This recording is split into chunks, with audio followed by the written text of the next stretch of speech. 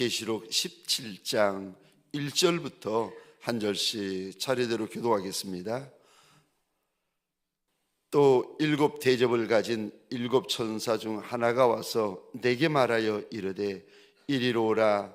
많은 물 위에 앉은 큰 음녀가 받을 심판을 내게 보이리라.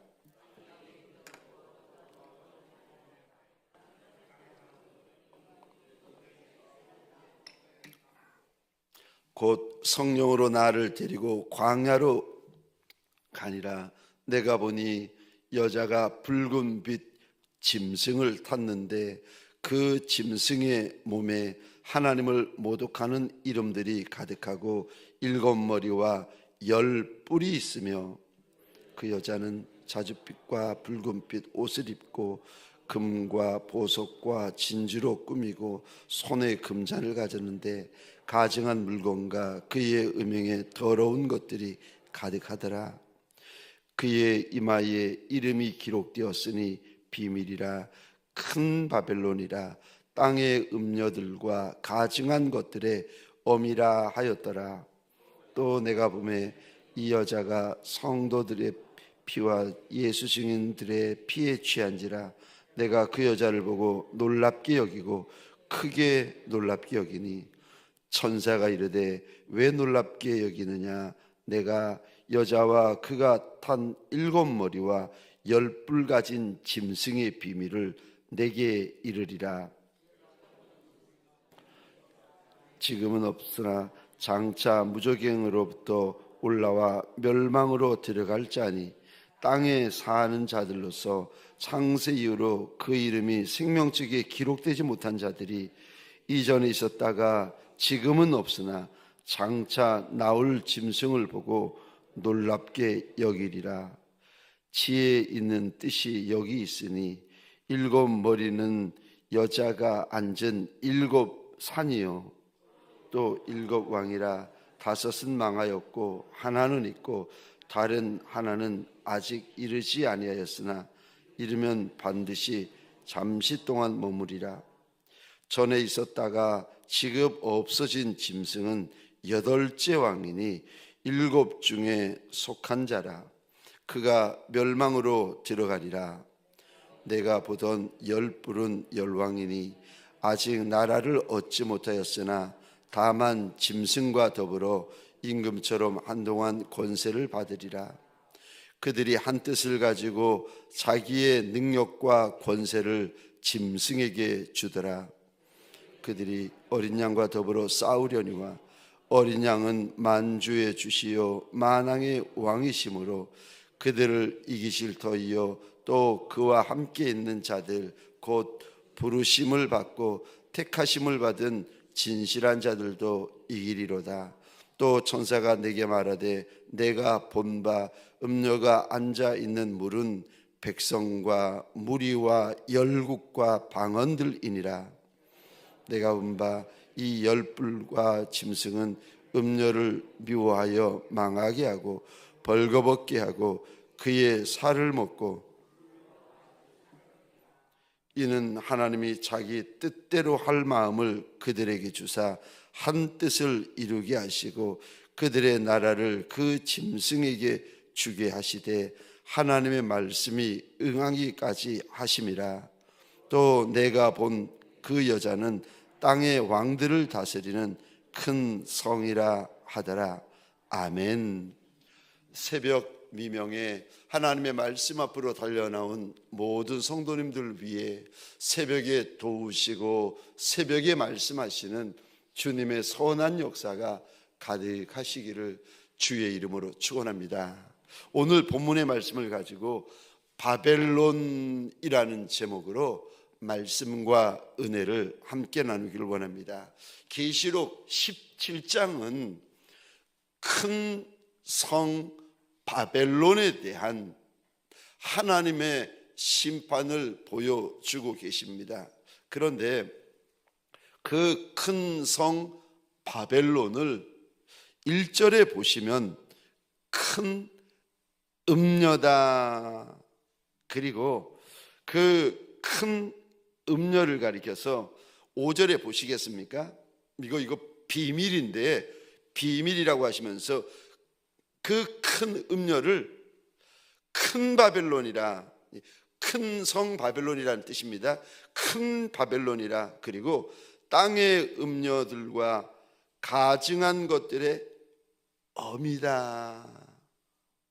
그러니까 큰 성이 땅에 있는 그 음녀들과 모든 가증한 것들의 엄이다.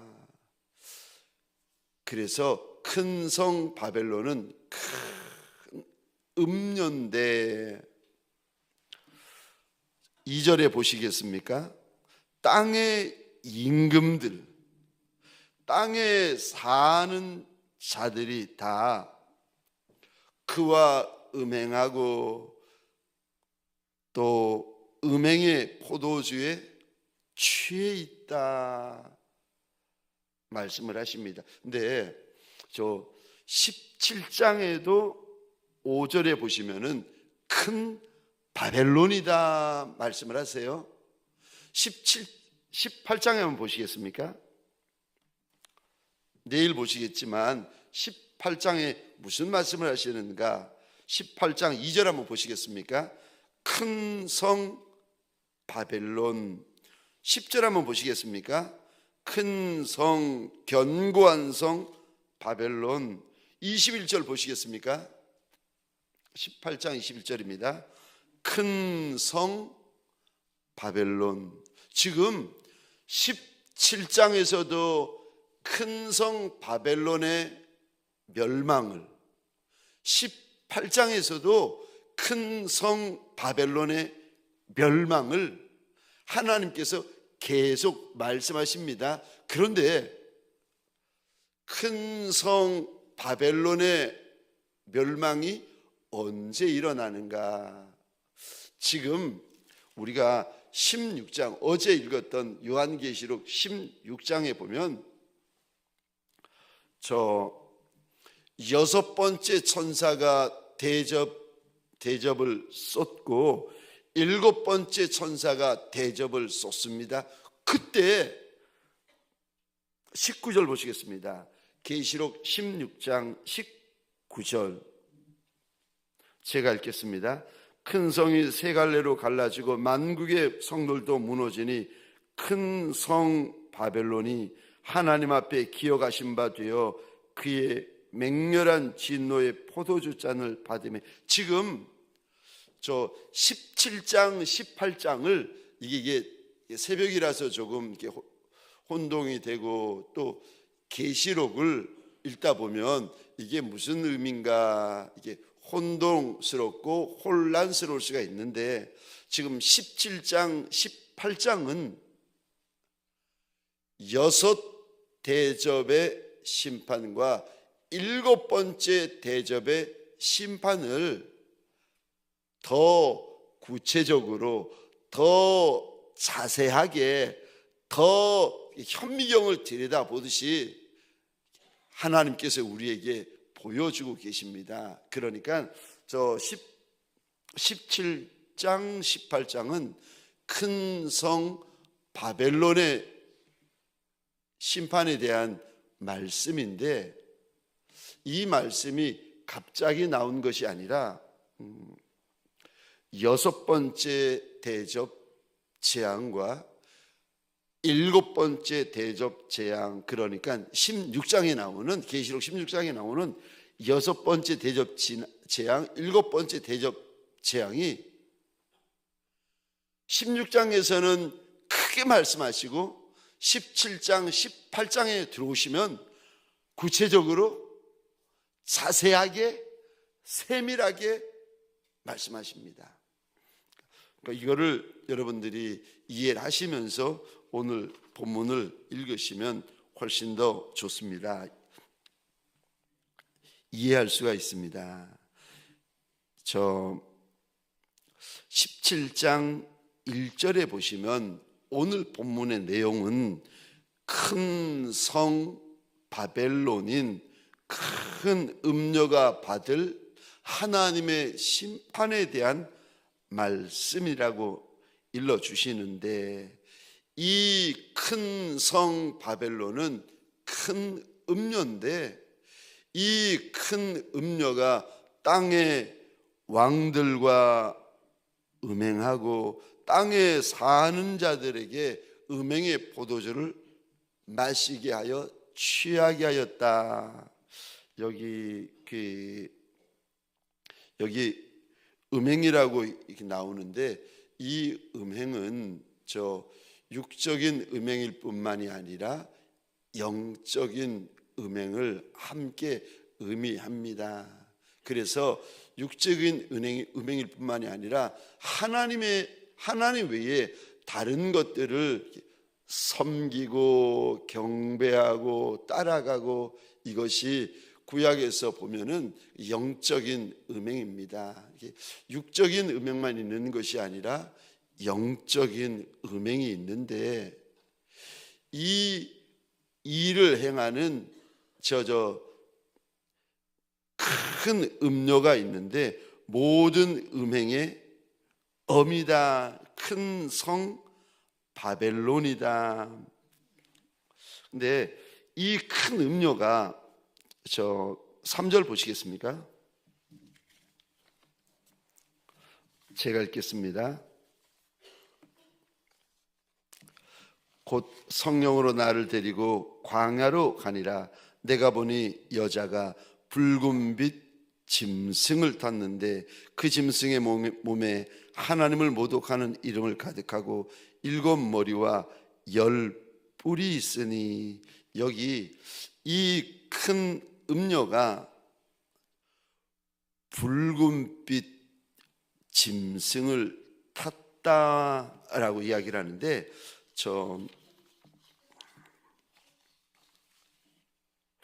13장 1절 한번 보시겠습니까? 13장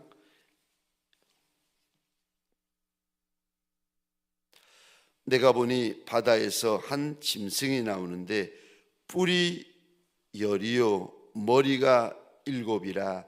그 뿔에는 10 왕관이 있고 그 머리들에는 신성 모독하는 이름들이 있더라. 다시 17장으로 돌아오시겠습니다. 이 붉은빛 짐승은 계시록 12장 13장 보시면 이 짐승이 붉은빛 짐승 해가지고 앞에 보시면 이게 용이라고, 이게 사단을 의미하는 단어입니다. 옛뱀이라고도 하고 용이라고도 하고, 이 큰 음녀가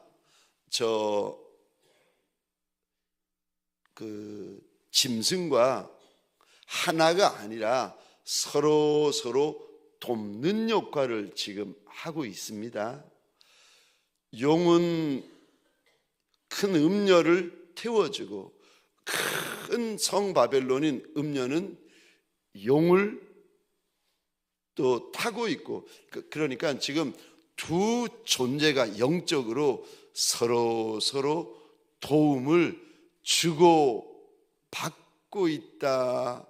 주님께서 지금 이들의 관계를 우리에게 보여주시는데, 이 큰 음녀가, 지금 용을 타고 있는 큰 음녀가 얼마나 아름답게 귀하게 온갖 좋은 것들로 화려하고 영광스러운 모습으로 타고 있는지를 3절에 다시 보시겠습니다. 4절입니다. 자줏빛 붉은빛 옷을 입고 금과 보석과 진주로 꾸미고 손에는 금잔을 가졌고, 그런데 그 안에 온갖 더러운 물건과 온갖 더러운 것이 그 안에 가득하였다. 근데 3절에 다시 보시면 짐승의 몸에 하나님을 모독하는 이름이 가득하고 7 머리와 10 뿔이 있다. 이 짐승의 모습을 우리 하나님께서 우리에게 보여주시면서 이 짐승에 대해서 이렇게 말씀하십니다. 8절입니다. 내가 본 짐승은 전에 있었다가 지금은 없으나 장차 무저갱으로 올라와 멸망에 들어갈 자다.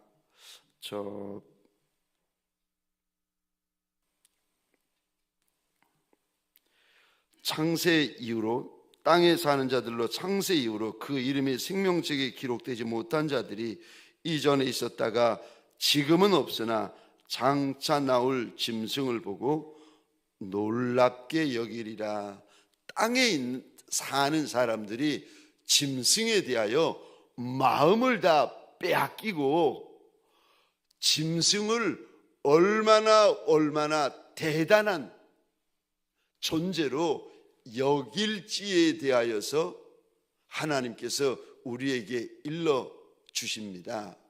그러니까 사람들 중에서도 배우들 중에서도 기가 막히게 잘생긴 사람 있잖아요.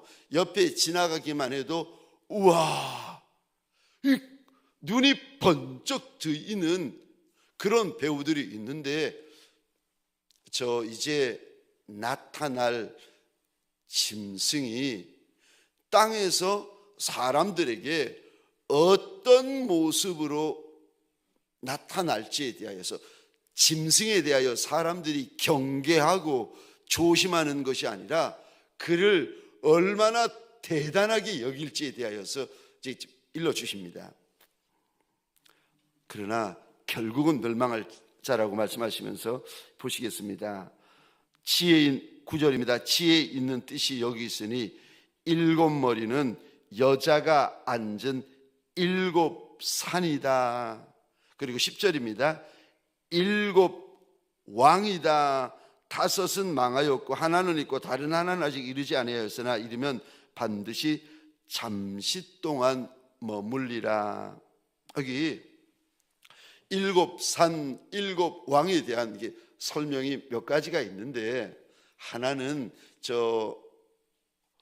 로마가 일곱 산이라는 곳에서 고대 로마가 시작이 되어집니다. 그래서 많은 신학자들이 일곱 산은 로마를 의미하는 것이다 라고 생각을 하고, 아니다, 그게 아니라 이 일곱 왕은 이스라엘, 하나님의 백성인 이스라엘을 핍박했던 로마를 비롯한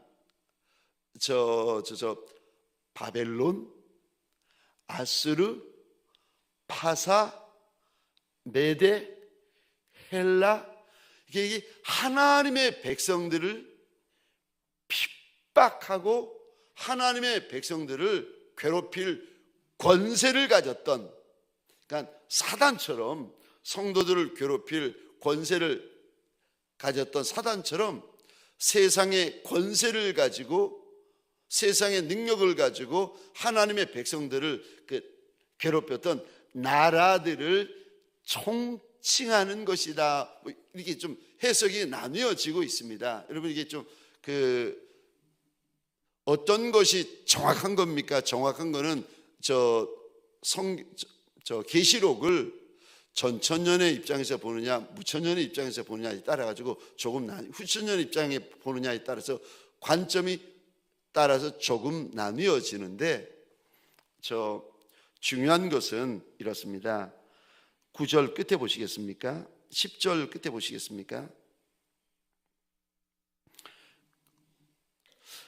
다른 하나는 아직 이르지 아니하였으나 이르면 반드시, 그 다음에 이 단어입니다. 잠시 동안 머물리라.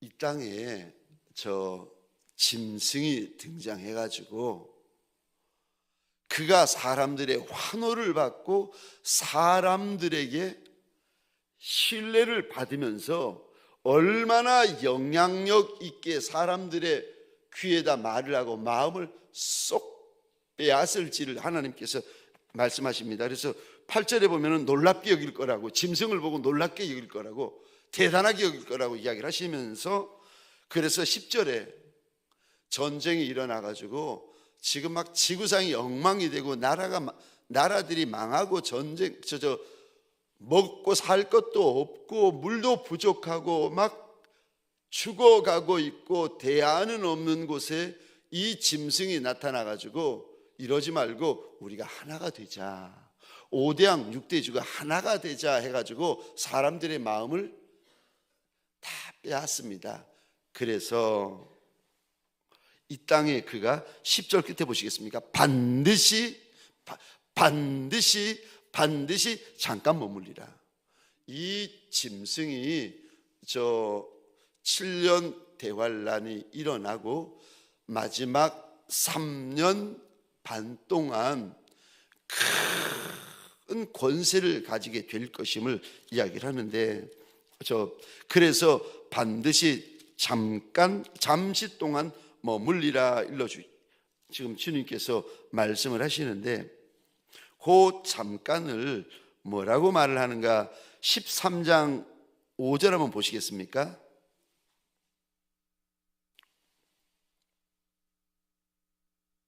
13장 5절입니다. 또 짐승이 과장되고 신성모독을 말하는 입을 받고 또 42달 42달이죠. 그 3년 반을 말합니다.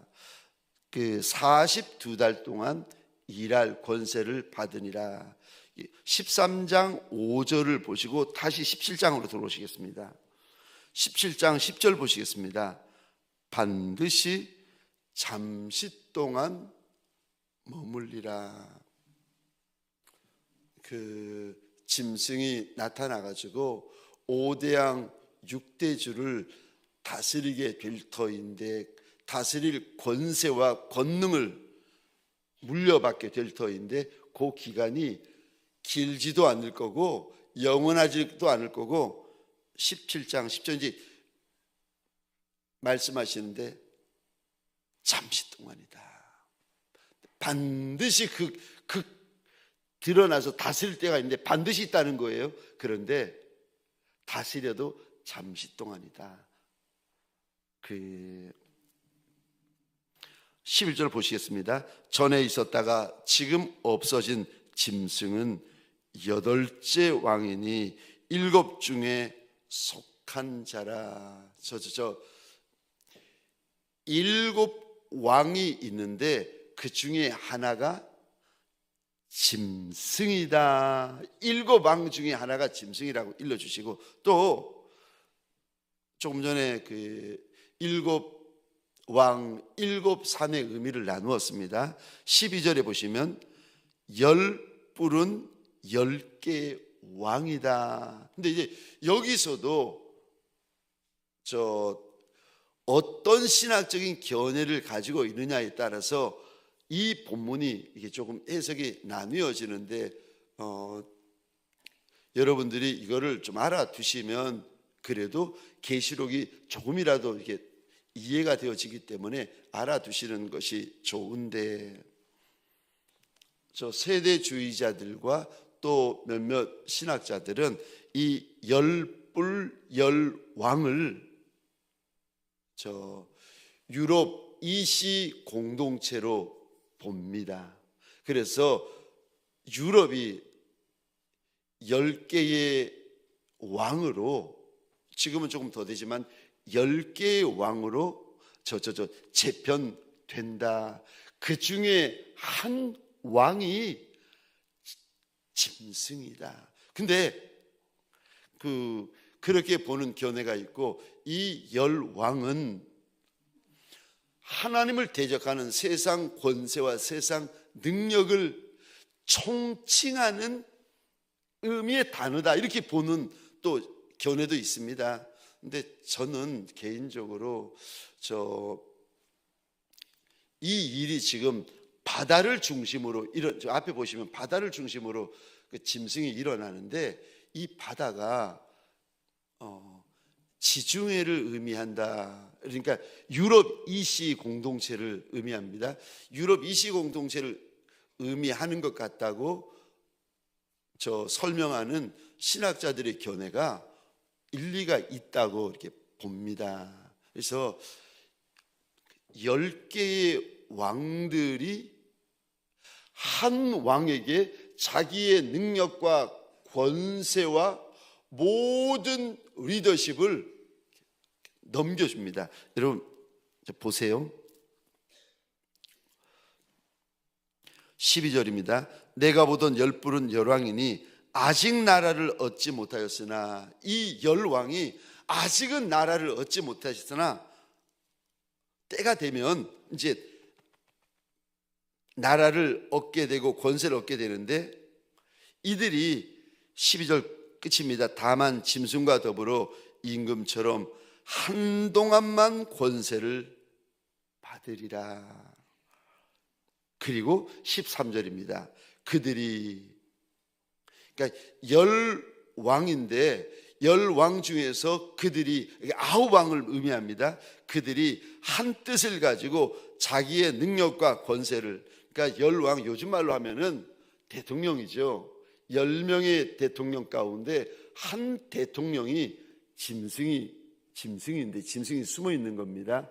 그런데 9 대통령이 자기 권세, 자기 능력, 자기 모든 자리를 누구에게 넘겨주는가? 13절 짐승에게 넘겨주게 됩니다.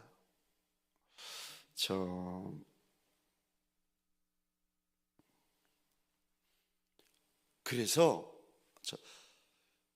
9 대통령이 그들과 대통령 된 한 대통령, 그가 사실은 짐승인데 그에게 대통령의 9 나라의 대통령의 모든 권세와 능력과 군대에 대한 모든 것들을 넘겨주니까 그 짐승이, 한 나라의 대통령인 짐승이 10개 나라의 통일 대통령으로 되어지게 된다는 겁니다.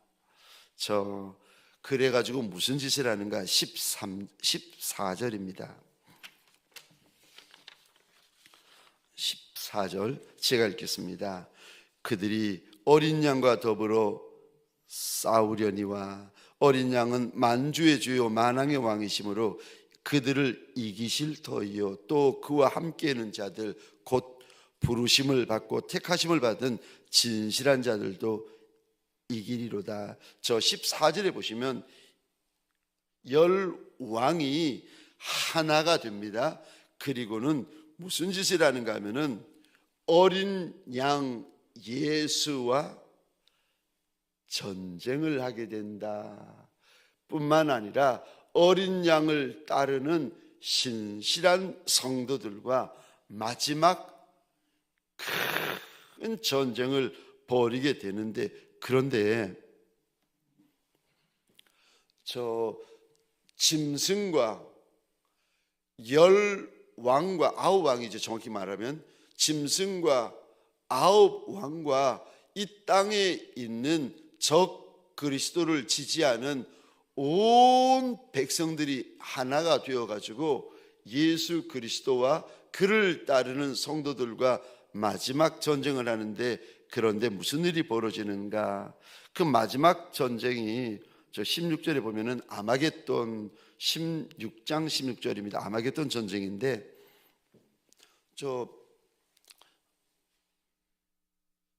제가 미국에서 오신 신학교에서 만난 어떤 전도사님을 만났는데, 이 전도사 너무 이상하다는 거예요. 뭐가 이상합니까? 저는 모르니까 시뮬레이션으로 전쟁 게임을 한답니다. 워 게임이라고 시뮬레이션으로 하는, 컴퓨터로 하는 워 게임을 이렇게 하다 보면은 이상해. 이 전도사 있지. 그 큰 전쟁이 항상 어디서 붙게 되어지는가 하면 그 이스라엘의 아마겟돈 있잖아. 거기서 전쟁이 항상 일어나네. 시뮬레이션으로 전쟁을 이렇게 하다 보면 그 아마겟돈에서 큰 전쟁이 일어난다는 거예요. 그래서 계시록에 말씀하시는 그것과 현대 컴퓨터에서 이야기하는 그것과 어떻게 그러면 딱 일치가 되느냐고. 그래서 제가 그 이야기 들으면서 저야 게임도 안 하고 저야 뭐 전쟁 시뮬레이션도 안 하니까 모르는데 그런가? 하여간에 여러분, 저 전쟁이 일어나는데 14절이요. 누가 이기는가? 어린 양이, 이 단어 보시겠습니까? 그들을 이기실 터이요. 14절 하반절입니다. 부르심을 받고 택하심을 받은 진실한 자들도 이기리로다. 마지막 때가 되면 열 왕과 짐승이, 마지막 때가 되면 열 왕을 따르는 저 인침받은 모든 자들이 예수 그리스도를 대항하여 일어나게 되어집니다. 근데 그때 마지막 전쟁 때에 주님이 이기고 주님의 백성들이 이깁니다. 근데 이때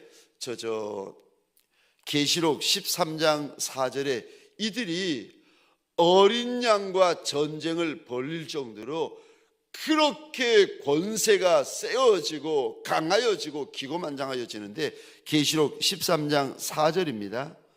제가 읽겠습니다. 용이 짐승에게 권세를 주므로 용에게 경배하며 짐승에게 경배하여 이르되 누가 이 짐승과 같으랴? 누가 능히 이와 더불어 싸우리요 하더라. 그러니까 이 지구상에 짐승보다 큰 이가 없고 짐승보다 높은 이가 없고 짐승보다 센 이가 없어지게 되어집니다. 그래서 이렇게 큰 권세를 가지고 짐승이 표받은 모든 이들과 열 왕과 함께 어린 양에게 대항하여 전쟁을 벌이지만 결국은 어린 양이 이기십니다. 근데 왜 이기시는가? 여러분, 이 단어 보시겠습니까? 14절, 이 단어 보고 마치도록 하겠습니다. 왜 이기느냐? 계시록 14장 17장 14절입니다. 왜 어린 양이 이기십니까? 왠 줄 아십니까? 주님이 이렇게 말씀하십니다. 어린 양은 만주의 주시요 만왕의 왕이심으로. 아니 짐승과 열왕과 짐승 표받은 그 많은 사람들이 패하게 되어집니까? 어린 양이 왜 이깁니까? 왜냐하면 어린 양은 만왕의 왕이시고 만주의 주이시기 때문에 그렇습니다. 결국은 어린 양이 이기십니다. 결국은 어린 양 안에 있는 성도들이 이긴다는 겁니다. 현재를 바라보면 저와 여러분들이 낙심되고 절망하고 두려울 때가 많습니다. 그런데 그런 저와 여러분들에게 오늘 우리 주님께서 어린 양이 결국은 이기신다. 왜냐하면 그분은 만왕의 왕, 만주의 주가 되시기 때문이다. 여러분, 예수가 이기십니다. 그러므로 오늘 본문을 통하여 예수 승리가 나의 승리가 되려면 저와 여러분들이 무슨 힘이 있고 무슨 능이 있고 무슨 권세가 있겠습니까? 우리가 예수처럼 이기려면 방법은 하나밖에 없습니다. 예수 안에 거하시면 됩니다. 그래서 요한복음 15장에 너희는 내 안에 거해라, 내 안에 거해라. 내 안에 거하지 않으면 너희가 아무것도 못한다. 열매가 없다. 우리 주님께서 마지막 밤에 12 제자에게 일러주십니다. 오늘 한날 살아갈 때에 저와 여러분들에게 소원합니다. 내가 아무리 약하고 내가 아무리 말죄 같고 내가 아무리 작아도 나는 작지만 예수 안에 들어가시는 저와 여러분 되시기를 주의 이름으로 축원합니다. 예수 안에 들어가서 믿음으로 이 한날을 살아가시는, 그래서 예수 승리가 내 승리가 되어지는 예수의 사람들 되시기를 주의 이름으로 축원합니다. 기도하시겠습니다. 우리 시간 기도할 때에 암으로 투병하시는 문옥자 권사님, 김선 집사님, 김주희 집사님, 최교식 성도님, 박성숙 집사님, 이주영 집사님, 임종숙 집사님, 서양조 집사님, 박태진 안수 집사님, 이종우 성도님, 그리고 병원에 입원 중인 유기봉 집사님을 위하여서, 그리고 대구 경북병원에서 중환자실에서 인공호흡기로 생과 사의 복판을 걷고 계시는 우리 이진아 집사님의 아버님 되시는 이동희 성도님, 꼭 이름을 함께 불러주셨으면 고맙고 감사하겠습니다. 우리 토요일 날에 있을 사랑 나눔 바자회를 위하여서 함께 기도해 주시기 바랍니다. 우리 주여 한번 외치고 자유롭게 기도하시다가 돌아가시겠습니다. 주여